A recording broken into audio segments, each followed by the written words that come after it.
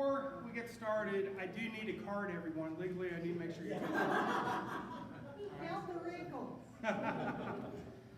My name's Scott Mertie. I am glad to be here today. I'm a Brentwood resident. Been living here for about 30 years. Came here from Akron, Ohio when my parents, my mom, Natalie Mertie right here, they moved to Nashville when I was in college, and then I migrated after I graduated. So going on my 30th year here. I'm an accountant for craft CPAs. I lead our healthcare consulting practice. That's what I do during the day. And then I'm also an investor in a brewery, and my hobby is beer history, and I've written some books, and I'll talk about that a little bit later. But so that's what I do for fun, and one is essentially pays the bills, and the other one's my tax write-off. So you can figure out which is which. So as I mentioned, beer history has kind of always intrigued me. I started as a kid collecting beer cans and had pretty lenient parents that encouraged me to collect the cans. They drank it, I just collected the empties. But over the years, I got into home brewing in college, and then really got into collecting more stuff beyond just beer cans, and really getting into the beer history and how these different styles of beers all came about and stuff. So what you guys have in front of you today are two styles of beer that we make at Nashville Brewing Company. Has anyone heard of Nashville Brewing Company? Yeah.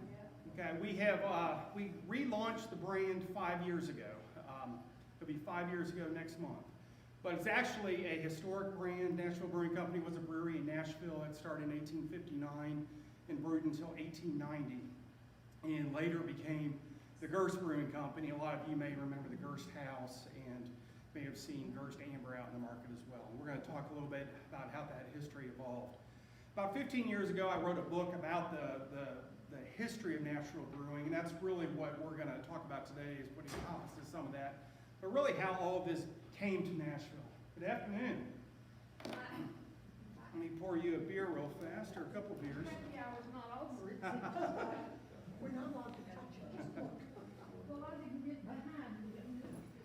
So the two beers that you have here are both lagers, and we're going to talk about, thank you. Lagers are more traditional to Germany, and then ales you hear more about traditional to England. And those are really the only two types of beer. And the only difference is the yeast.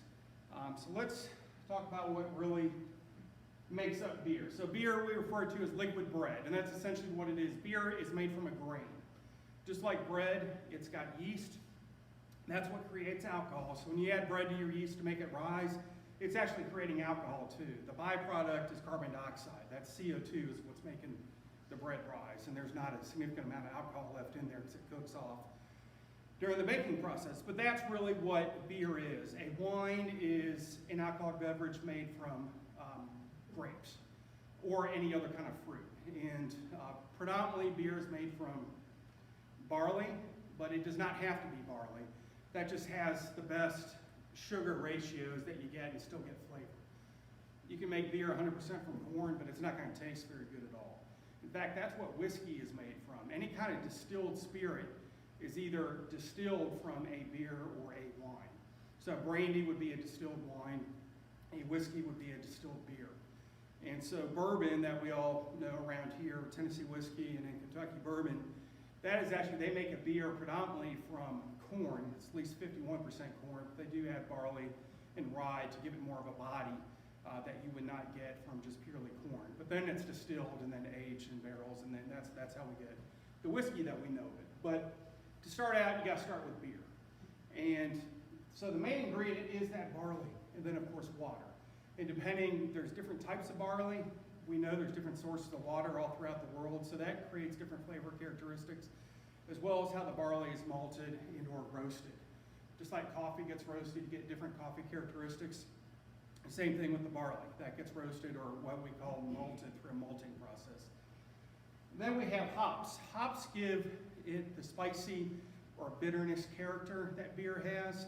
And then we have, that also offsets the sweetness. Beer would be extremely sweet if we did not have hops to offset that. And then finally, the magic ingredient is yeast. So what you have are lagers. Lagers are roughly about 500 years old. It's referred to as a new beer. And so the lighter one is a Bavarian Helles, and Helles is German for light, and that means light in color. It is not light in calories, unfortunately. The amber one is actually our Oktoberfest beer we call Nashville Fest beer, and that's a seasonal, our fall seasonal beer, obviously during the Oktoberfest season. So that's out right now. Both of these are available. I actually picked up ice for this at the gas station right here in the corner of Concord, and they have both of those there. You get them in Kroger and all throughout town. A lot of the bars and restaurants will have it on tap as well. If they don't have it, please ask. We'd love to serve as many places as we can. So I mentioned yeast being the magic ingredient. It was magical because no one knew that yeast actually existed until a microscope was invented, because you can't see it with the naked eye. In making beer and wine, it was just they used to pray to the gods. So beer actually goes back, it's the second oldest man-made beverage. Does anyone know what the oldest man-made beverage is? No? Beer is actually thousands of years older than wine. What's that? No, tea. Tea is older than beer, and outside of water and milk, which is natural, beer is actually the second oldest man-made beverage. Wine came much later. So let's go back. About 13,000 years ago, beer was first started getting produced, at least as we know of it, that archaeologists have found. Until recently, we thought beer was about 6,000 years old, starting out in the Mesopotamia region, which is now Iran, and in Egypt. But it wasn't until just a couple years ago they found evidence of breweries in Haifa, Israel, in the northern part of Israel, dating back 13,000 years. This more than doubled what archaeologists thought the age of beer was. And this just wasn't some little, home brew in a clay pot that they found. This was actually a production brewery that was discovered 13,000 years ago. And that's an actual photograph of the brewery being discovered. Ironically, I went to Israel that year about a month after this was discovered. Unfortunately, I didn't get to go to the place. I was there on business. But it was pretty neat, kind of cool timing that happened. So the beer being made then, it was made from grain, barley. Barley was the prominent grain back then. But it happened really by accident. They think that someone probably had a loaf of bread, sat out in the rain, someone left it in a bowl or something. It got soggy. A few days later, some brave soul came up and ate that soggy bread. During that time, some natural airborne yeast started fermenting the sugars in that bread and created alcohol. And that person said, we got to figure out how to replicate this. So that's really how they think beer came about. You guys go ahead and start drinking those if you want to. Again, one's a fall seasonal Oktoberfest style. The other one is a Bavarian Helles. Both are traditional to Munich. So I mentioned about 6,000 years ago, we started finding evidence of large brewing processes going on in the Middle East. In fact, the people that were built the pyramids, they were actually paid in beer during that process. A lot of people thought they were slaves. For the most part, they were not slaves. They were paid in beer. So this is actually the oldest tablet known. This has a recipe on the top right there, a recipe for brewing beer. It dates back to almost 4,000 years ago, 1800 BC. And here's just some Egyptian hieroglyphics of them going through the brewing process. The process essentially has not changed from 2000 BC to today. Over thousands of years, there's not been much change at all. Throughout the rest of the world, they were making other types of beer as well. In Asia, they were making sake. And a lot of people think of sake, they hear it as a rice wine. Technically, it's a beer, again, because it's made from a grain, not a fruit. So sake is a beer. And then in the Americas, they're making something that's called Chicha. Has anyone heard of Chicha? So Chicha is actually a grain, predominantly corn, because that was the big grain we had here in the Americas. But the tribal women would sit around and take the corn, mash it up, put it in their mouth, chew on it in a communal area, and then spit it out in a big bowl. So they chew the grains. And what we refer to as mashing in the brewing process, we mash the grains, and that's kind of getting it with warm water and kind of getting the enzymes going. And then they would spit it out. Meanwhile, the men would be out hunting, they'd come back from their hunting trips. The women would have this chicha ready for them. It would have fermented by that point. They drink it out of the big pots, and that was very common. So I have a friend that's actually, he was an archaeologist with Vanderbilt, and he went down and he specialized in South American anthropology, and he studied a lot on chicha, and even tribes to this day make it in that same format. He's drank that with them. So beer really did not change for thousands and thousands of years during that process. They just take grains, mix it with the warm water, hope that it would ferment. Again, they would pray to the gods because they didn't know what was happening. They just knew that if the conditions were right, right temperatures and things like that, the alcohol would come about and they would enjoy it. So the Romans, when they were all started going through the Middle East, they brought that brewing process back to Europe.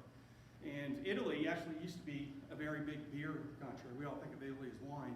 But they were definitely making beer back in the day. And the Romans brought that brewing process back from the Middle Ages. Then, as they were building their roads and expanding throughout Europe, they brought that brewing process with them and spread throughout to the countries that we think of brewing countries today, like Germany, Belgium, and England, and Ireland.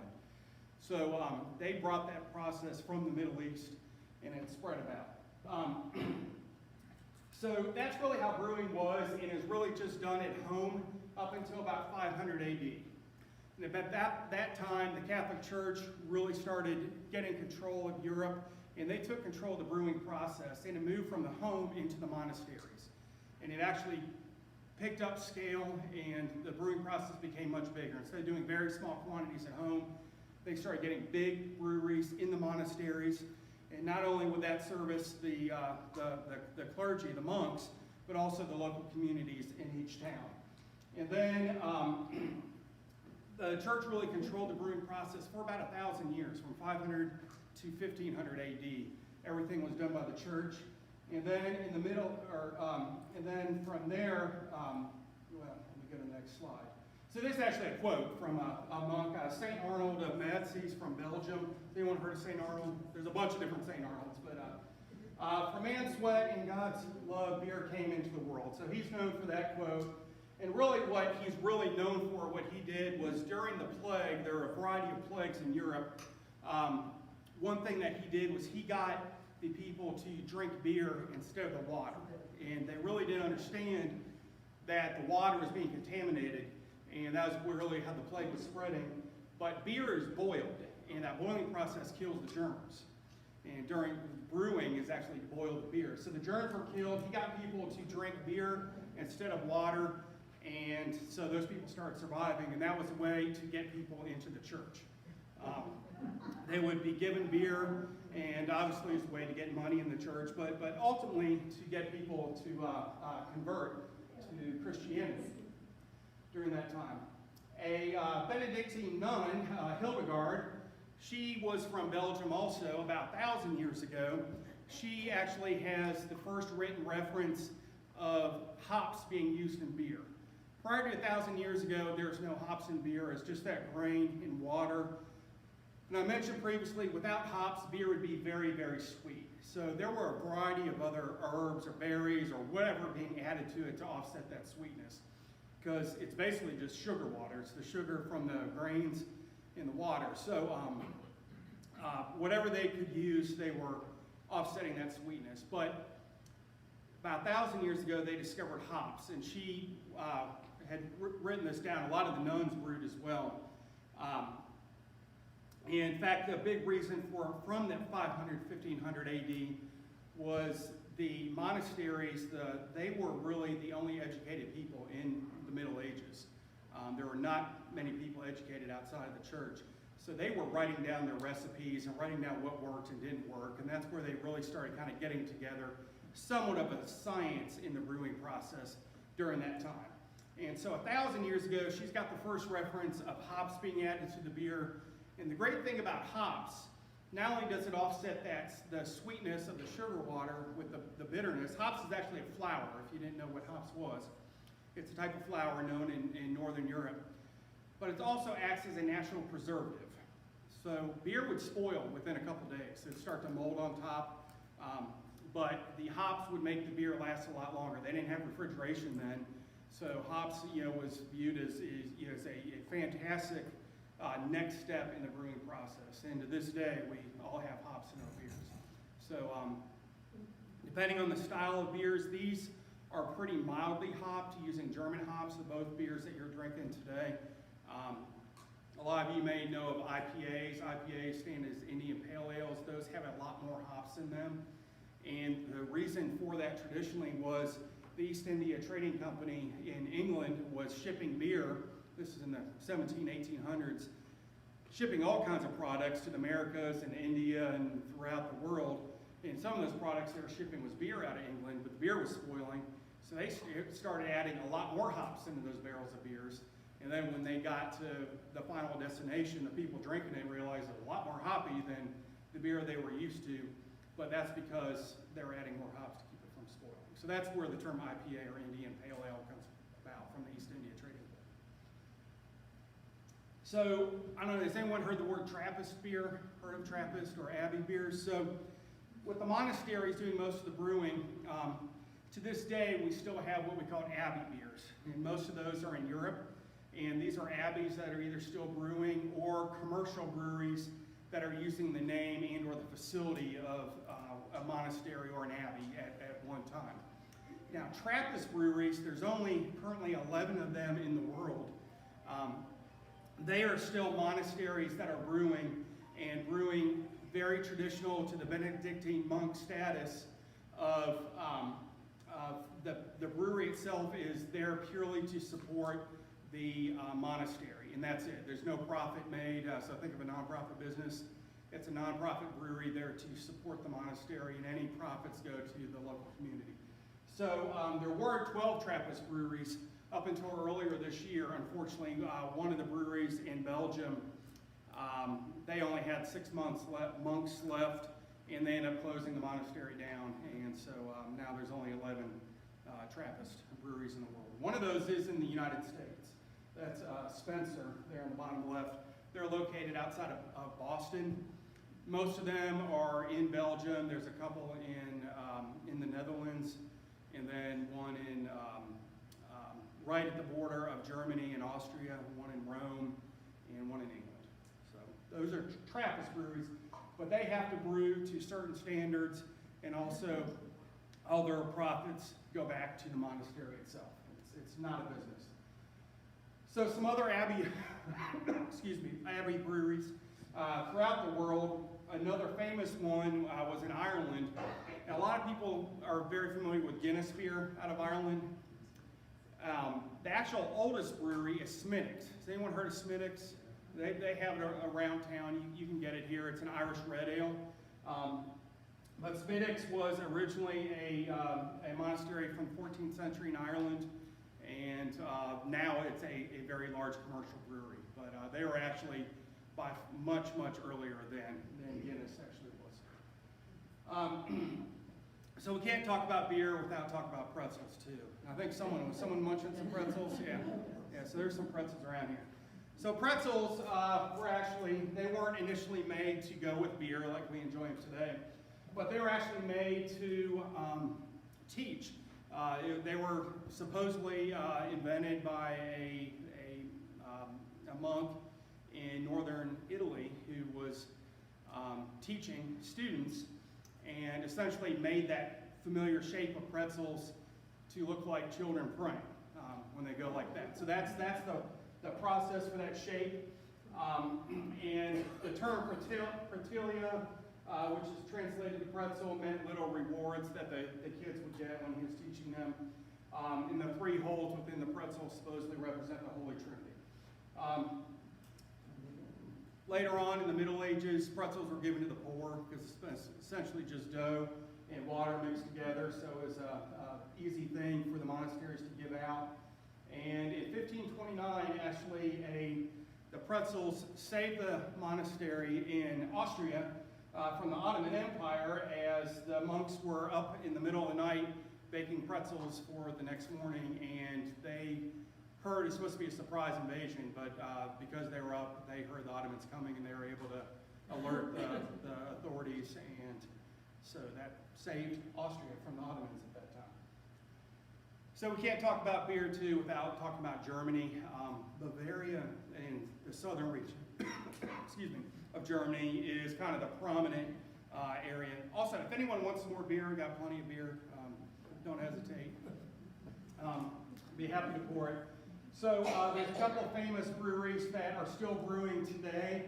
They fight over who is actually the oldest. They're both about 1,000 years old that they've been brewing. Weinstefan, you can get this around. They're a large commercial brewery now, but they were associated with the monastery. Weltenberg is still part of the monastery. Both of them, you can see, very beautiful breweries. They're both outside of Munich in Bavaria.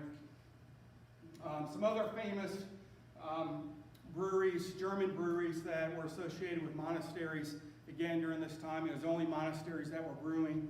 Augustiner, has anyone heard of Augustiner beer? And then Paulaner. Both of those were associated with the church and were monasteries that were brewing. Paulaner actually was the first brewery to invent Bock beer. Has anyone heard of Bock beer? Bock style beer? So as you see here, we do a Bock. We have goats on the label. Any Bock that you're ever going to see, including Shiner Bock, which isn't a traditional Bock, it's an American commercialized Bock, or Nashville Amber Bock too, some of you may be familiar with. They're always going to have goats on the label. And so Bock is actually translated in German meaning goat. And goat is the strong, hardy animal in the Bavarian region of Germany. Think about the alpine mountain goats. So those are the strong, hardy animal like a lion or a tiger in other parts of the world. So, but the monasteries started brewing Bock beer during Lent to supplement their calorie intake because they were fasting for the 6 weeks during Lent, but they were allowed to drink. So they would brew a much stronger beer, had a lot more grains in it. More grains meant more sugar, which ultimately means more alcohol. But that would compensate for their calorie intake while fasting during the 6 weeks process. And to this day, a goat is always associated with Bock beer, and any Bock beer label you'll see. But that goes back to fasting in the monasteries back then. So, talk about the church really controlling brewing for 1,000 years during the Middle Ages. In 1420, lager beer started coming about, and that's what we're drinking today. The mass-produced commercial beers, the Bud Miller Coors of the America, those are lagers as well. We like to refer to them as watered-down lagers. It tastes probably very different than the lagers that you're tasting today, which are very, very traditional European styles. We import all our grains from Germany as well as all our hops. So what you're drinking really is German beer except for the water. It's Nashville water, but German grains and hops in there. But I mentioned lager came about by accident. Lager is German to age or to store. And so all beer was ales. Ales was the natural airborne yeast. Again, no one knew where yeast came from, but it was natural airborne yeast that came about. What the monastery started doing, not having a microscope, not knowing where yeast actually came from, has anyone ever made friendship bread or sourdough bread? You have a starter, take one batch from the old, add it to the new. Well, that's what they started doing with beer. In over hundreds of years, rather than just waiting for the natural airborne yeast to ferment the beer, they started taking some from the one batch and adding it to the new batch to get that. And that started isolating yeast cells. Unbeknownst to them, they didn't realize they were doing that. They were just trying to get it to create alcohol a little faster. But that started isolating yeast cells and kind of weeding out all the bad yeast cells and only getting these beer yeast cells that we still use to this day. And it's really a science now, but back then it wasn't. But it all happened by accident. Well, in Germany, they came out with this German purity law in the year 1560. It's called the Reinheitsgebot. And what that did was it said that beer can only contain water, barley, and hops. So I mentioned before that people were using a lot of other stuff besides hops to offset the sweetness and maybe using other grains. But in Germany, they made this law, and it's the oldest food and beverage law in the world. And it's still intact to this day in Germany. You cannot get fruit in beer in Germany. I mean, someone may add it later, but it cannot be brewed without going according to Reinheitsgebot.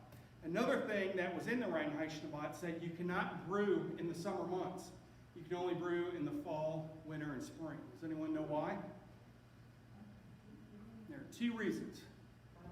One was fire. Yeah, who said fire? Oh, well, you're cheating.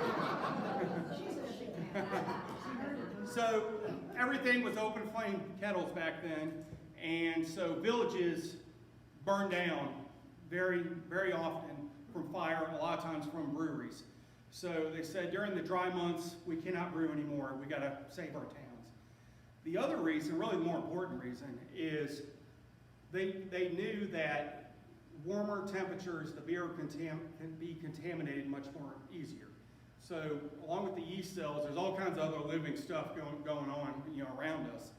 And the beer would get contaminated, and that stuff grows much more in warmer temperatures. And the Germans were like, we want our beer to be good, we like our beer, and we don't want to drink this bad quality beer. So you can only start brewing in the fall, and in March, that's when the brewing season ends. And so what they would do, they would take all their leftover grains that they had stored all winter long and brew their last batches of beer. And that beer was referred to as a Marzen. Marzen is German for March. And Marzen is actually the darker beer that you're drinking, the Oktoberfest. The actual technical style of that is called Marzen beer. And again, that's German for March because it's brewed in March. And then they would store it all summer long. Remember, the German word to store is lager.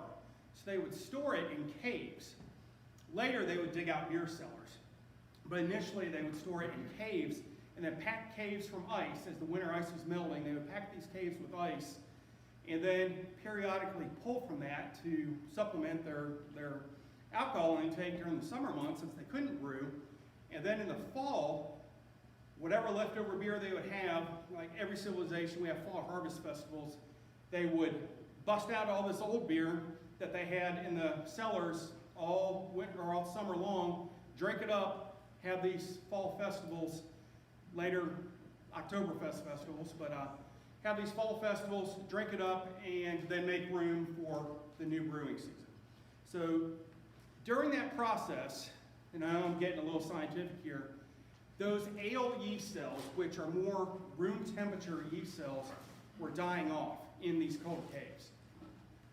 And so the beer would stop, it wasn't anything overnight, but over the centuries, those yeast cells started dying off. However, there was another type of yeast cell living in these caves that survived at colder weather, and that's what we refer to this day as lager yeast. And so the lager yeast kind of took over, and over centuries, all the ale yeast cells in Germany, in the Bavarian region, died off, and these lager yeast cells that fermented at cooler temperatures kind of took over. It's kind of survival of the fittest. So that's why we have lagers, as we know of in Germany and in other parts of the world, ales. Back prior to refrigeration. Refrigeration changed all that. We can do whatever kind of beer, whenever and wherever we want now. But that's what was happening then, and that's why lagers are known as, traditionally German beers. So in the 1500s, things started to change, and we shifted from brewing ales, or from brewing in the monasteries into commercial breweries. And a lot of this happened as part of, I call it the beer Reformation. We all know Martin Luther broke away from the Catholic Church and started the Protestant Church. Part of what he did also wasn't just from a religious aspect, but it was for brewing too. As I mentioned, the church controlled the brewing process. He didn't want the church to control that. And in fact, he ended up, some of you may know, he married a nun, but she was a brewer. And so they started their first commercial brewery and in Germany. And after they broke away from the church, from the Catholic Church, they also broke away from that monastery brewing process, started commercial breweries, and kind of broke away from the hop trade that the church controlled and letting everyone starting to get hops as well. So he has a little quote here, which I think is kind of funny. Whoever drinks beer, he is quick to sleep. Whoever sleeps long does not sin. Whoever does not sin enters heaven. Thus let us drink beer. So it wasn't until the 1700s when we had the Industrial Revolution that the brewing process started changing. Prior to that, there was not a whole lot of science. The church kind of perfected things, but we really didn't know why things worked the way they did and really how to zero in on perfecting things. And during the Industrial Revolution, we had the thermometer, the brewing thermometer was invented, the steam engine to really get beer, the brewing process using steam instead of open flames, and the hydrometer was used. The hydrometer is what was used to how we measure the original gravity and the final gravity, which really tells us how much alcohol is, how much grain's going in that we're putting in, and then the final grain, the difference is what converted to alcohol and got absorbed in. And so that's how we're able to control the alcohol content. And then in 1810, another important date, and that's the official start of Oktoberfest. I mentioned these fall harvest festivals, and that was going on for centuries. But in 1810, Prince Ludwig in Bavaria was getting married. His father threw a massive wedding reception, inviting all of the commoners of Munich to come to this reception, and he broke out all this lager beer that had been storing, broke it all out and served it to the commoners, and which would have been very unusual for the commoners to go to a royal wedding. And it became such a hit, they did a celebration every year after that since 1810. So that's Oktoberfest as we know it now, is celebrating that wedding anniversary in 1810. Here's a couple pictures. This is actually in Munich at 2 different Oktoberfests. And so to this day in Munich, only 6 beers can be served at Oktoberfest. And Oktoberfest is the largest festival, not just beer festival, but the largest festival in the world. Over 6 million people attend Oktoberfest in this 2-week period. But only 6 breweries are allowed to participate. Does anyone know what they are? Without looking on the screen. So some of these you know because they import in the United States. Paulaner, Spaten, Augustiner, I mentioned that earlier. A couple of those are monastery breweries at the time. Lowenbrau. What am I forgetting? Hackershore and Hofbrau. Has anyone heard of the Hofbrau House? Has anyone been to Munich? Been to the Hofbrau House? So the Hofbrau House translate, that's just the Royal Court Brewery. So the Royal Court Brewery. And so the royal family, they were paying Augustiner, the church, to brew their beer for them up until about the 1500s. And then when commercial breweries started up, the royal court's like, why in the world are we still paying this monastery to brew beer for the court? Let's just make our own brewery. And so they created the Hofbrau House. And so that's been what's in place ever since. So, other things continue to happen during the Industrial Revolution, and that really came into the malting process. Prior to that, all beer was smoky and all beer was dark. Prior to 1800, there was no different colors in beer. It wasn't light, because in malting, the beer is basically put on these big open wood floors, and fires are lit up underneath, and that's really to optimize the sugars.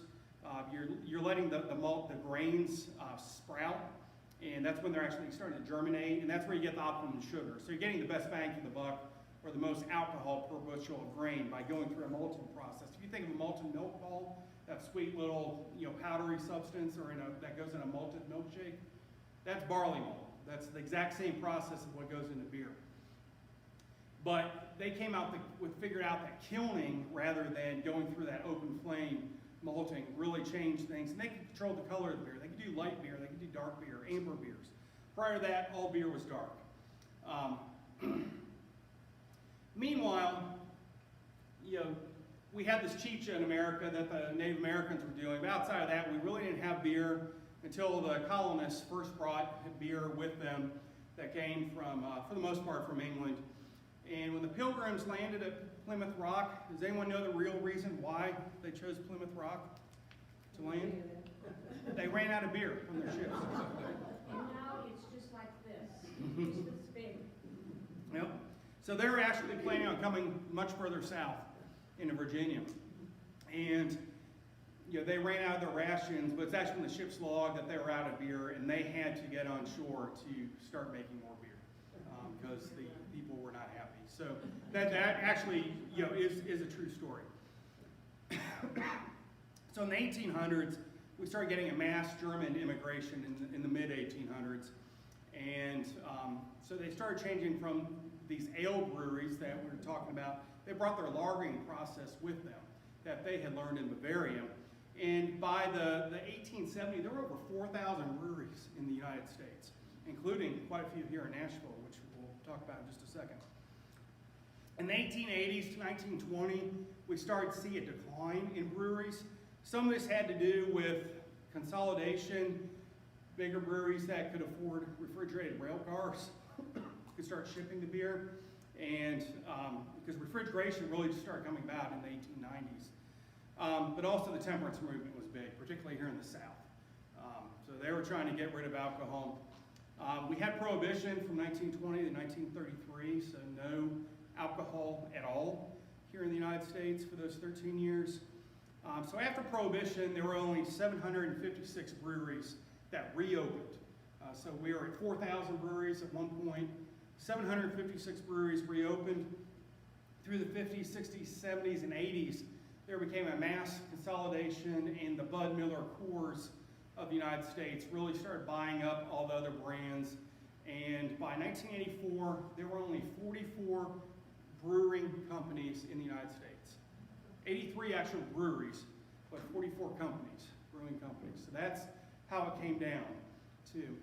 And I put on here about Jimmy Carter. I don't know if there's any Carter fans or not, but I feel like the only good thing he did, he's known for a lot of stupid things, but the only good thing that Jimmy Carter did was he legalized homebrewing in 1978. Prior to that, it was illegal. And some of you may remember his brother, Billy Carter. It was kind of a goofball. Does anyone remember Billy Beer? Yeah. Anyone have that? So yeah, his brother had several breweries contracted beer in his name, making Billy Beer in the late 70s. But so we're down to those 44 brewing companies, and in 1977, the first microbrewery, or nowadays we call it a craft brewery, started in California. And by 1995, we had 800 breweries in the United States. And now, just this past year, we're almost at 9,000 breweries. So that's how much it has expanded. So we're now well more than double than where we were in the late 1800s. So let's talk about how beer got to Nashville. Does anyone need any refills? Yeah. Oh, yeah? All right. So I'm just going to start popping these up, and you guys can pour what you want.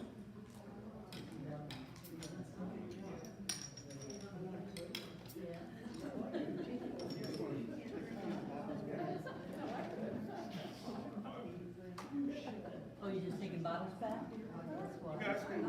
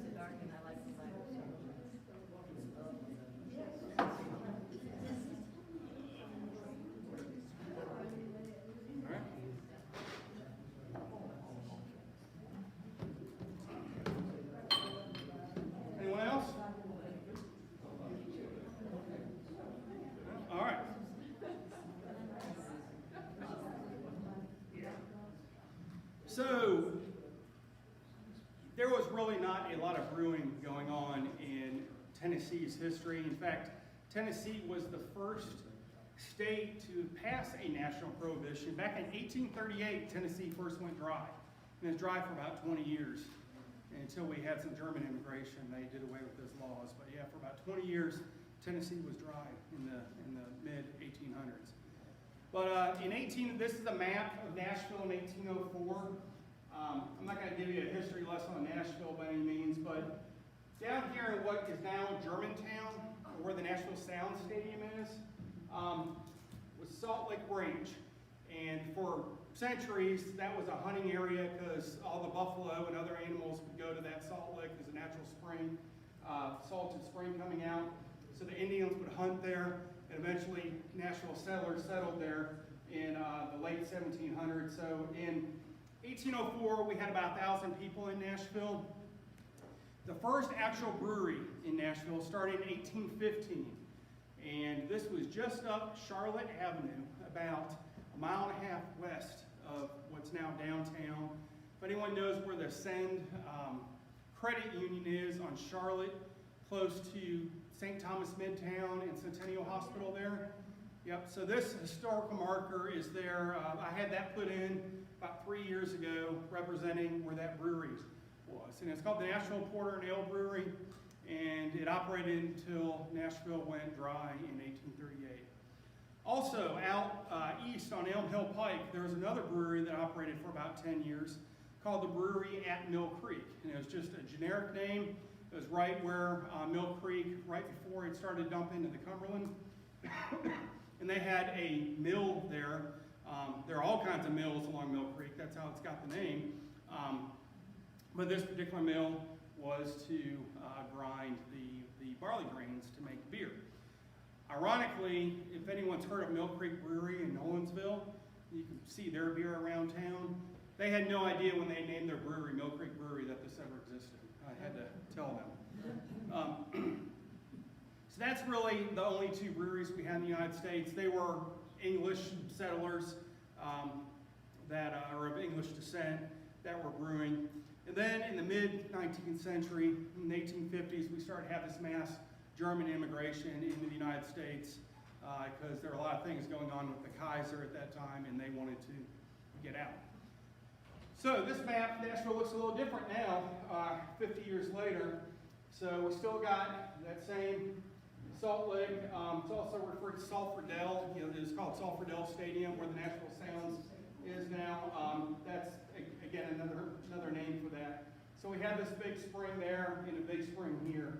And so some of the breweries actually were located based on these springs that you see that eventually dump into the Cumberland. They're now covered up now, unfortunately, part of Nashville's sewer system. This is the oldest known photograph of Nashville. This is right up at Public Square today where the Nashville courthouse is, but that's an 1850s photo. So Germantown, so that's just North Nashville, so just north of this area, which would be up on top of the hill, right at the top of 2nd Avenue. So just about a mile north is where the German settlers started settling, which is Germantown. I'm sure most of you have probably gone through Germantown. And if you've seen Assumption Church there, actually here's a painting from Germantown, and you see Assumption Church, and then behind it is the Capitol building. And one of our beers, Nashville Amber, I didn't bring that today. That's a year-and-around beer.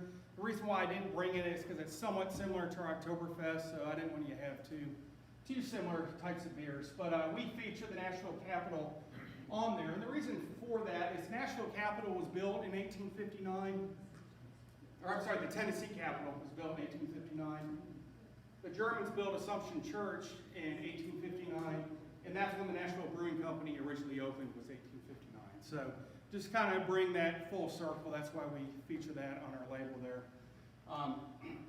But here's another. This is an actual photograph, similar to that painting there, but of Assumption Church from Germantown with the Capitol in the background back in that they were built in 1859. That photograph is probably 1870s, after the Civil War. And then this is a photo I took standing on top of the Worthing Lofts, trying to replicate that. As you can see, the church, the only difference, has a big steeple and then a rectory behind it. I need to go back and redo that picture because the tornado we had last year took that steeple off. So it actually would look more like how it did back then, except the background's a little different in it. So with all those Germans coming to Nashville, they brought all their trades with them, including brewing. So Germantown actually had 4 breweries operating at the same time, just in that little area in the late 1850s, 1860s. So really through that Civil War period too. And so there, I have another historical marker there representing, it's a little map, you can't make it out here, but it shows where the 4 breweries were in Germantown and lists those out there. So also, what was going on at this time was another German named Jacob Stiefel opened in South Nashville, the Nashville Brewery, later to be known as the Nashville Brewing Company. And so this is a sketch, and it's actually, on the label is a real photograph from the 1880s. But that brewery opened up in 1859 initially. So, and this was in South Nashville. Those breweries in Germantown and those previous breweries in Nashville were very, very small mom and pop breweries, basically in the back of their house that they were brewing really for their own consumption and for some friends and family. It wasn't for mass production. So this was Nashville's first production brewery, and it operated for a number of years in some form or fashion there. It's another historical marker there. This is actually the first historical marker I had put in Nashville. I've got 6 now that are beer related, but this is the first one, and it just represents, again, that on the one side it's got the photograph of the brewery, which is on our flagship label of the Nashville Lager, and then on the other side it talks a little bit about the history of the Nashville Brewing Company, later the Gerst Brewing Company. So this is that actual photograph that's on that label, and this is about 1885 is when this photo was made. But that is what the brewery looked like then. And in 1890, it was sold to a German brewer investor named Christian Moerlein. At the time, he had one of the largest breweries in the United States, based out of Cincinnati. To this day, there's a beer in Cincinnati called Moerlein, based off of his name. His head brewer was a German named William Gerst, who was working in Cincinnati. And after the Civil War, the South became an opportunity for a lot of businesses. There was cheap labor, and so they said, let's start looking into investing in the South. And that's what Christian Moerlein did by buying the Nashville Brewery. So he bought that in 1890 and sent his head brewer down, William Gerst, to run it. And they ended up investing a lot of money. So that's a sketch of what it looked like. That's a photograph before the expansion. And that's a sketch of what it looked like after that. In 1893, William Gerst bought out Christian Moerlein, and it just became the William Gerst Brewing Company. That's an actual photo of what it looked like. So the sketch is a little bit exaggerated. Maybe one day they hoped it would look like that, but that's the photograph of what it looked like in around 1900 is when this photo was made. But the exact same location of where that original Nashville Brewery was. And that's 6th Avenue South on the back side of the gulch, almost up to the interstate. So as you're coming along down the east loop around Nashville, past the Titan Stadium, as you're coming around south, that would be on the right side. You may see Volunteer Welding over there. So right off there is where the brewery once was. So William Gerst, not only were they brewing, but they handed out all kinds of great advertising. Really all the breweries in the country were doing this. And this is what I have really gotten into collecting now. They didn't have neon signs and stuff like that breweries give away nowadays, but they did these paintings that would hang in taverns, and all of them would, in some form or fashion, market the brewery, but they were, pleasing images to the eye too, and mostly Victorian, I think, because this is around 1900 when this was happening. But I find it interesting to have kids in advertisements. You don't see that in beer advertising now. And this is a beer tray, and on the small print there, it says Gerst bottled beer for family use. So just a few more pictures of these. These are what we call lithographs, and I have a lot of these hanging in my living room. And this is the inside of the brewery, of the Gerst Brewery. This is actually the tavern they had inside of it. And there's a photograph of one of those lithographs hanging there, and this is the picture of one hanging in my living room. So and if you notice, the frame is the exact same. So in 1897, Tennessee had our centennial anniversary, and that's where we got Centennial Park from. You guys probably all know that. There were a number of buildings built back then. There were over 100 buildings built in the park purely for the Centennial Exposition. All of those got torn down afterwards except for the Parthenon.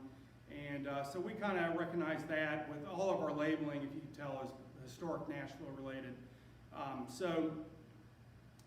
We have the Parthenon picture there. That's an actual painting from an advertisement I have from the Centennial Exposition. And Pilsner style of beer was the prominent beer in the 1890s. And so we call it 1897 Pilsner to recognize the Centennial Exposition. These are a few photographs within the exposition. This is actually a big display. These are all beer bottles stacked up. And these are some of those lithographs that I showed before that they have there. This was at Centennial Park at the time. This was a restaurant that Gerst was sponsoring there, and this was the casino. Believe it or not, we had a casino at Centennial Park.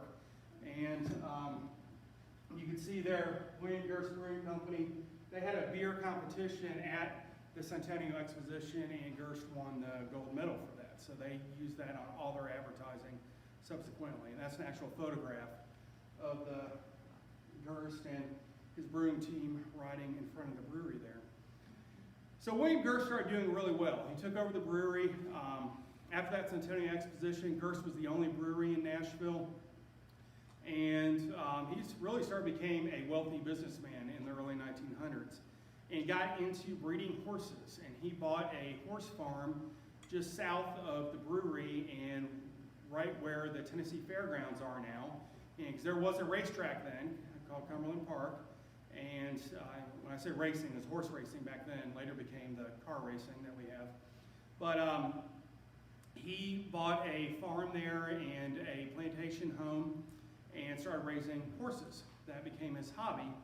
And in 1910, one of his horses, Danu, won the Kentucky Derby. To this day, the only Tennessee horse to win the Kentucky Derby.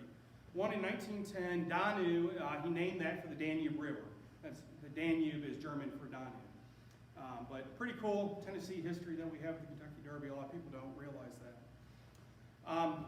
Prohibition happened. The law passed in 1919. In 2020, just like the rest of the country, we were dry. Nashville actually went dry a few years earlier.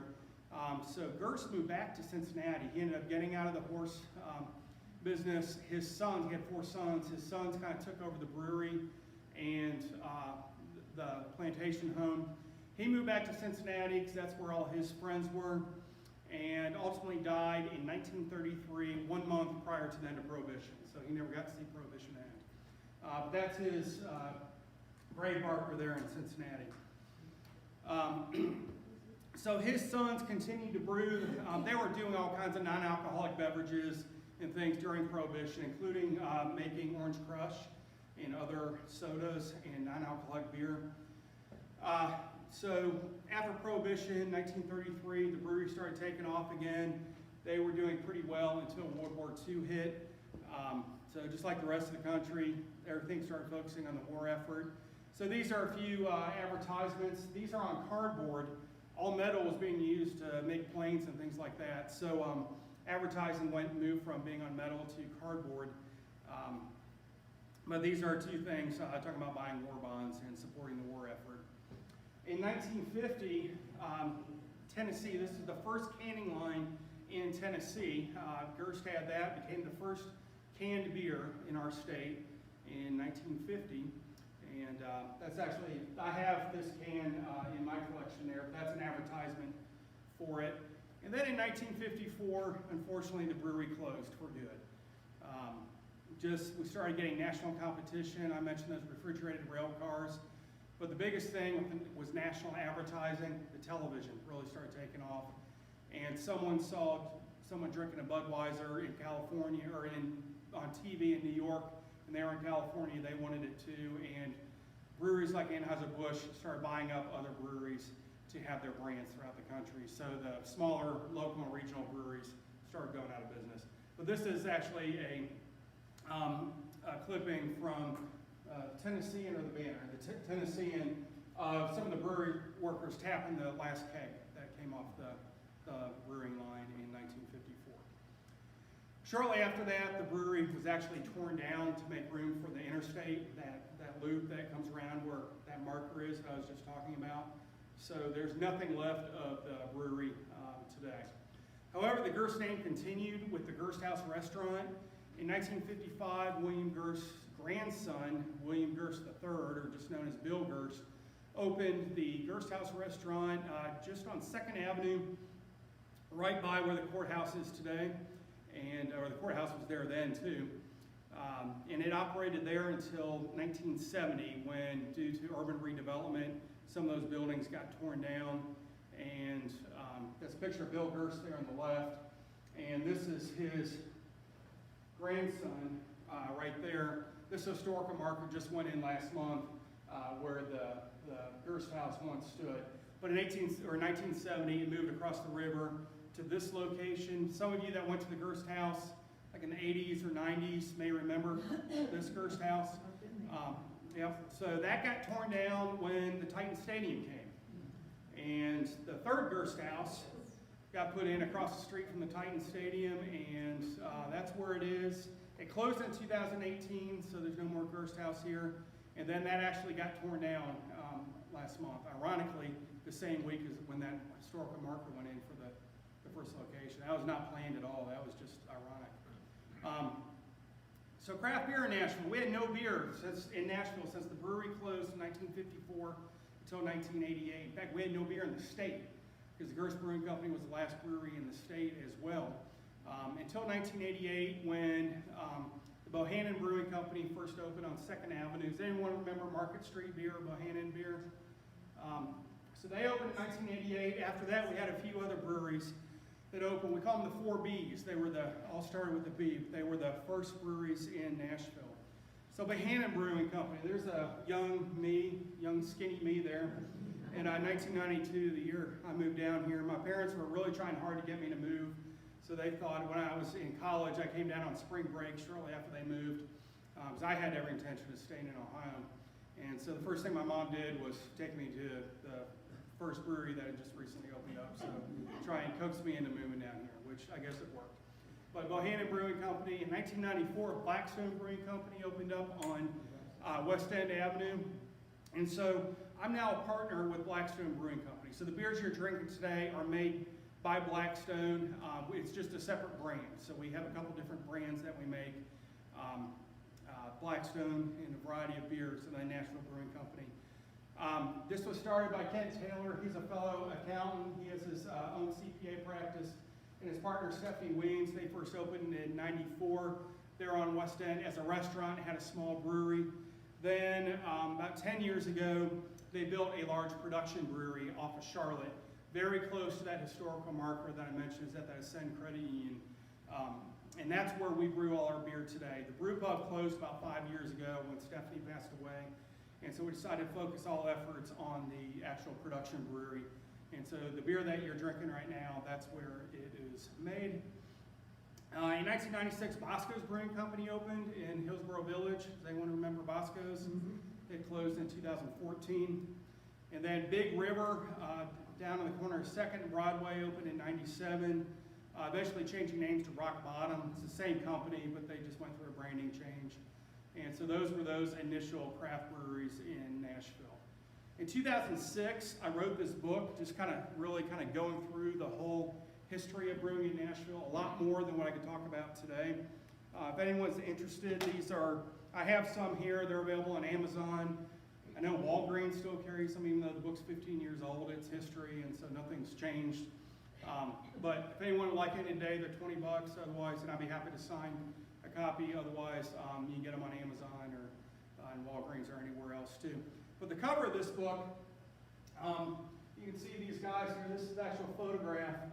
And this is the Silver Dollar Saloon, which right around 1900, and that is on the corner of 2nd and Broadway, just literally across the street from Big River. It's the gift shop for the Hard Rock Cafe, and that's the photograph of what it looks like today. Those guys standing there are standing in this window right there. So the Nashville Brewing Company, we relaunched it 5 years ago, initially with this Nashville Lager, which is the lighter one that you guys are drinking. Again, that's a Bavarian Helles. Shortly after we launched that, in 2018, we entered the largest beer competition in the world. It's called the World Beer Cup. And again, it's the largest sanctioned competition in the world. It's only held every other year. And we won a silver medal in that. So we got 2nd place for the best Bavarian Helles in the world. So we were completely stoked with that. Actually beating out all the traditional German beers that like Paulaner and Hofbrau and all those that make those exact same beers that we, are trying to mimic, that the Nashville Brewing Company was making in the late 1800s, trying to mimic those traditional Munich style beers. And so we beat those out, so we were stoked. The next World Beer Cup was supposed to be in 2020. Thank you, COVID, it got canceled, so we still hold that title until next spring. Will be the next competition in spring 2022. So right now we still hold that title. We've won some other medals with our beers too. So in addition to that flagship or other year-round beers, that Nashville Amber I showed you the picture of, and our Pilsner. Our Fest beer is a seasonal. Our Bock is our traditional winter Bock. We brew that in the winter, and traditionally bring that out during the Lenten season as they did back in the day. We also have some other fun seasonals. We do a holiday Bock. You see it's the exact same, except instead of goats, it's reindeer. The Nashville, I heard my mom telling a few people that I was on the label of the beer. So you'll find that in the spring out in Kroger and stuff like that. That's just an impromptu picture of me holding a goat that my partner thought it was funny to put that on a label. We do a smoked beer, which is traditionally called a Rosh beer from Bamberg, Germany. And that's just a photo of the little town building in the middle of the river in Bamberg. And then on November 14th, so right around the corner, is National Pickle Day. So you can only get this beer at our brewery, but it's Pickle My Pickle. So it's our Nashville Pickle beer, which is an unfiltered Helles, and we add some pickle brine in it to give it a little pickle flavor. And a lot of people come to the brewery for that. I personally don't like it. I mentioned I first got into this collection of beer cans when I was a kid, so there's a picture of me. Mom, am I 10 there, you think? And then a current picture of me. I have well over probably 6,000 to 7,000 beer cans right now. Some of them are display in my garage.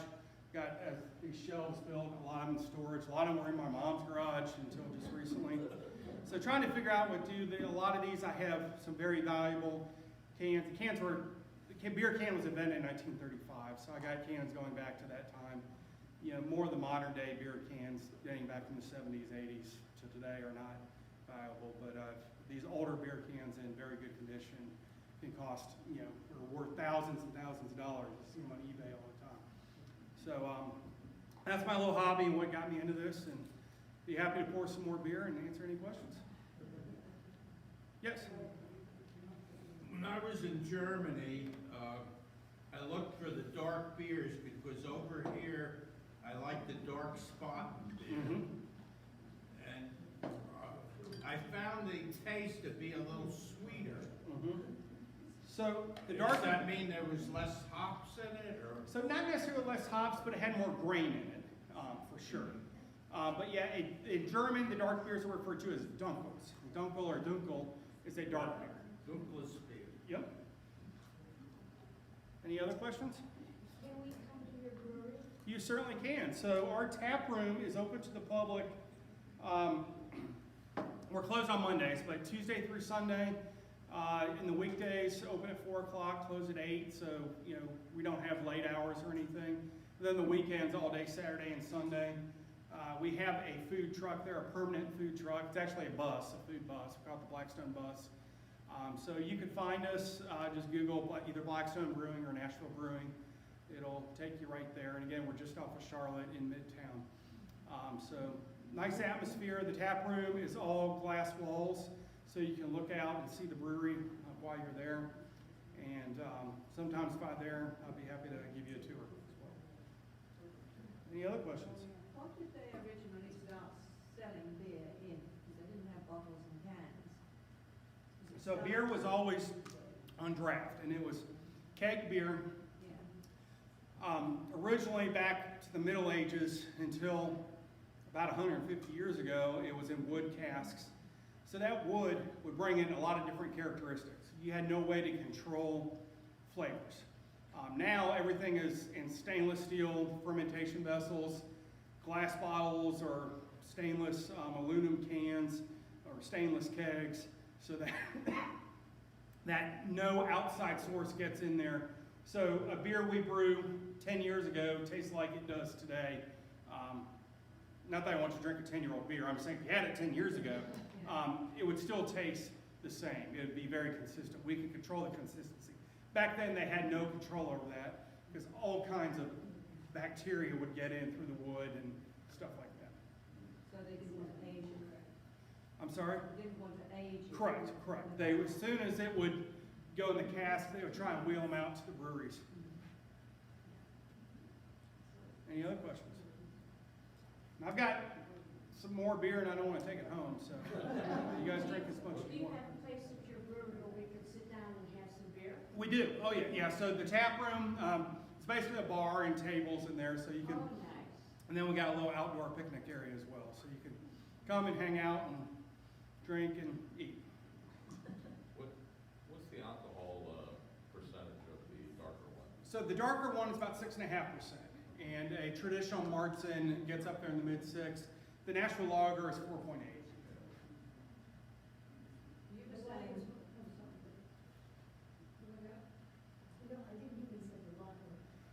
saying, The lager, the lighter one is 4.8, almost 5%, and then 6.5 for the.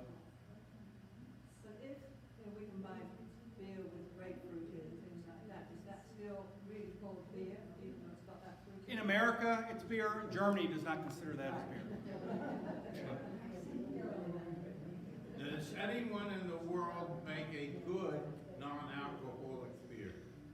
I 'Cause wouldn't I've know. been drinking them all. Yeah, I wouldn't know. I mean, for years, O'Doul's, was non-alcoholic beer. I've heard now that there's some of the craft breweries are starting to get into it because that's the trend, and they know there's some money to be made there. But I honestly have not tried any. Well, I like to put Guinness in a rock bottle with bratwursts. That's nothing better than beer brats. Any other questions? I appreciate everyone being here today. Please.